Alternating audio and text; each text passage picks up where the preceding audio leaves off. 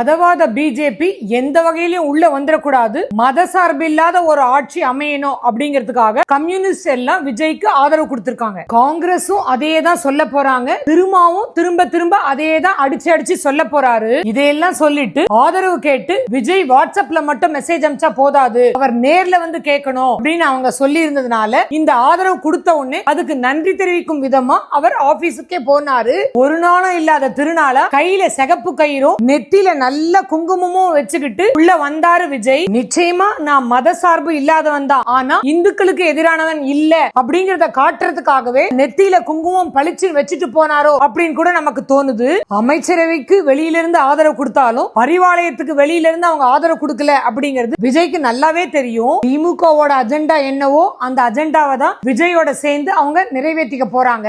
திமுக மேலேயோ அவங்க சார்ந்த கட்சிகள் மேலேயோ விஜய் ஏதாவது ஆக்ஷன் எடுத்தா நிச்சயமா நாங்க எங்களோட ஆதரவை வாபஸ் வாங்கிக்கிறேன் அப்படின்னு சொல்ல போறாங்க. காபந்து சர்க்கார் அப்படின்னு சொல்லுவாங்கல்ல, என்ன காபந்து சர்க்கார்? அதாவது திமுகவுக்கான காபந்து சர்க்கார். திருச்சி கிழக்கு தொகுதியை காலி பண்ணி எனக்கு கொடுங்கன்னு திரும்ப இப்பவே கேட்க ஆரம்பிச்சாரு. இடைத்தேர்தலில் நின்னு அசம்பிளிக்குள்ள வந்து அவர் எனக்கு துணை முதல்வர் பதவி வேணும் அப்படின்னு கேட்டாலும் கேட்பாரு. இது எல்லாத்தையும் விட திமுக அறிவிச்ச திட்டத்தை எல்லாம் விஜய் அப்படியே கண்டினியூ பண்றாரா அப்படின்னு பாப்பாங்க. இல்லனா கூட்டணி கட்சி மூலியமா கண்டிப்பா பிரஷர் கொடுப்பாங்க. அதாவது தன்னுடைய பழைய நண்பர்கள் மூலியமா மறைமுகமா திமுகவோட ஆட்சி அப்படிங்கிற மாதிரி தான் நமக்கு தோணுது. திமுக தந்த நல்ல ஆட்சியை விஜயும் தொடரணும் அப்படின்னு இவங்க எல்லாம் சொல்லும் போது விஜய் அதை எப்படி எடுத்துக்க போறாரு அப்படின்னு தெரியல.